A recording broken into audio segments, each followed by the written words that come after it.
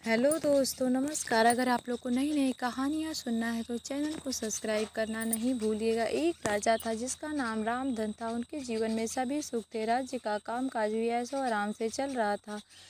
राजा के नैतिक गुणों के कारण प्रजा भी बहुत प्रसन्न थी और जिस राज्य में प्रजा खुश रहती है वहाँ की आर्थिक व्यवस्था भी दुरुस्त होती है। इस प्रकार हर क्षेत्र में राज्य का प्रवाह अच्छा था। इतने सुखों के बाद भी राजा दुखी था क्योंकि उसकी कोई संतान नहीं थी। यह गम राजा को अंदर ही अंदर सताता रहता था। प्रजा को भी इस बात का बहुत दुख था। वर्षों के बाद राजा की यह मुराद पूरी हुई और उसे एक पुत्र की प्राप्ति हुई।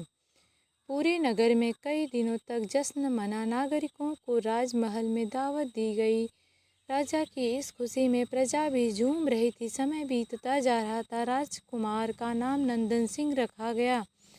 पूजा पाठ एवं इंतजार के बाद राजा को संतान प्राप्त हुई थी, इसलिए उसे बड़े लाड प्यार से रखा जाता था। लेकिन अति किसी बात की अच्छी नहीं होती। अधिक लाड ने नंदन सिंह को बहुत बिगाड़ दिया था। बचपन में तो नंदन की सभी बातें दिल को लुभाती थी, पर बड़े होते होते यही बातें बदतमीजी लगने लगती है। नंदन बहुत ज़्यादा जिद्दी हो गया था। उसके मन में अहंकार आ गया था।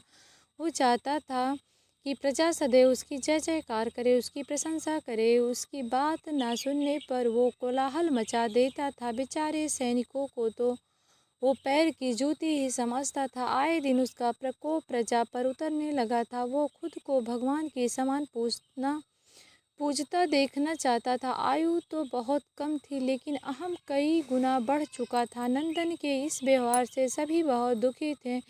प्रजा आए दिन दरबार में नंदन की शिकायत लेकर आती थी, जिसके कारण राजा का सिर लज्जा से झुक जाता था।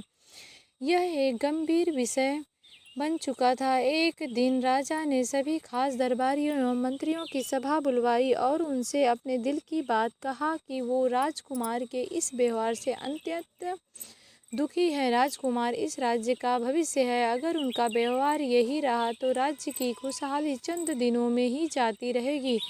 दरबारी राजा को सांत्वना देते हैं और कहते हैं कि आप हिम्मत रखें, वरना प्रजा निसहाय हो जाएगी। मंत्री ने सुझाव दिया कि राजकुमार को एक उचित मार्गदर्शन एवं सामान्य जीवन के अनुभव की जरूरत है। आप उन्हें गुरु राधा गुप्त के आश्रम भेज दीजिए।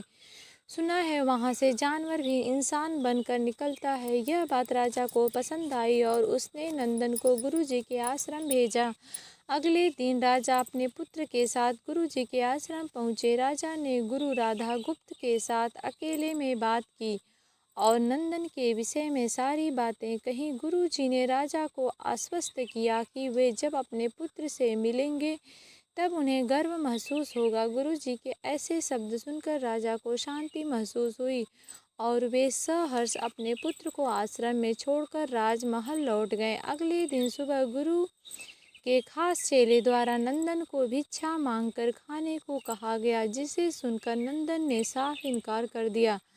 चेले ने उसे कह दिया कि अगर पेट भरना है तो भिक्षा मांगनी होगी और भिक्षा का समय शाम तक ही है, अन्यथा भूखा रहना पड़ेगा। नंदन ने अपनी अकड़ में चेले की बात नहीं मानी और शाम होते होते उसे भूख लगने लगी, लेकिन उसे खाने को नहीं मिला। दूसरे दिन उसने भिक्षा मांगना शुरू किया। शुरुआत में उसके बोल के कारण उसे कोई भिक्षा नहीं देता था, लेकिन गुरुकुल में सभी के साथ बैठने पर उसे आधा पेट भोजन मिल जाता था। धीरे धीरे उसे मीठे बोल का महत्व समझ आने लगा और करीब 1 महीने बाद नंदन को भर पेट भोजन मिला, जिसके बाद उसके व्यवहार में बहुत से परिवर्तन आए। इसी तरह गुरुकुल के सभी नियमों ने राजकुमार में बहुत से परिवर्तन किए, जिसे राधा गुप्त जी भी समझ रहे थे। एक दिन राधा गुप्त जी ने नंदन को अपने साथ सुबह सवेरे सैर पर चलने को कहा। दोनों सैर पर निकल गए। रास्ते भर बहुत बातें की। गुरु जी ने नंदन से कहा कि तुम बहुत बुद्धिमान हो और तुम में बहुत अधिक ऊर्जा है, जिसका तुम्हें सही दिशा में उपयोग करना आना चाहिए। दोनों चलते चलते एक सुंदर बाग में पहुंच गए, जहां बहुत सुंदर सुंदर फूल थे, जिनसे बाग महक रहा था। गुरुजी ने नंदन को बाग से पूजा के लिए गुलाब के फूल तोड़ने को कहा। नंदन झट से सुंदर सुंदर गुलाब तोड़ लाया और अपने गुरु के सामने रख दिए। अब गुरुजी ने उसे नीम के पत्ते तोड़कर लाने को कहा। नंदन वो भी ले आया। अब गुरुजी ने उसे एक गुलाब सूंघने को दिया और कहा, बताओ कैसा लगता है। नंदन ने गुलाब सूंघा और गुलाब की बहुत तारीफ की। फिर गुरुजी उसे नीम के पत्ते चखकर उसके बारे में कहने को कहा। जैसे ही नंदन ने नीम के पत्ते खाए उसका मुंह कड़वा हो गया और उसने उसकी बहुत निंदा की और जतर कतर पानी पीने का ढूंढने लगा। नंदन की यह दशा देख गुरुजी मुस्कुरा रहे थे। पानी पीने के बाद नंदन को राहत मिली। फिर उसने गुरुजी से हंसने का कारण पूछा। तब गुरुजी ने उससे कहा कि जब तुमने गुलाब का फूल सूंघा तो तुम्हें उसकी खुशबू बहुत अच्छी लगी और तुमने उसकी तारीफ की, लेकिन जब तुमने नीम की पत्तियां खाई तो तुम्हें वे कड़वी लगी और तुमने उसे थूक दिया और उसकी निंदा भी की। गुरुजी से नंदन को समझाया, जिस प्रकार तुम्हें जो अच्छा लगता है तुम उसकी तारीफ करते हो, उसी प्रकार प्रजा भी जिसमें गुण होते हैं उसकी प्रशंसा करती है। अगर तुम उनके साथ दुर्व्यवहार करोगे और उनसे प्रशंसा की उम्मीद करोगे तो वे ये कभी दिल से नहीं कर पाएंगे।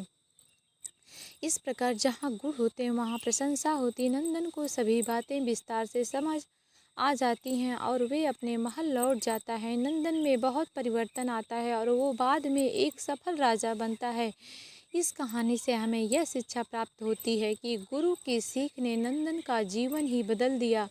वो एक क्रूर राजकुमार से एक न्यायप्रिय दयालु राजा बन गया। इस कहानी से हमें यही शिक्षा मिलती है कि हमें गुण होंगे तो लोग हमें हमेशा पसंद करेंगे, लेकिन अगर हम अवगुणी हैं तो हमें प्रशंसा कभी नहीं मिल सकती।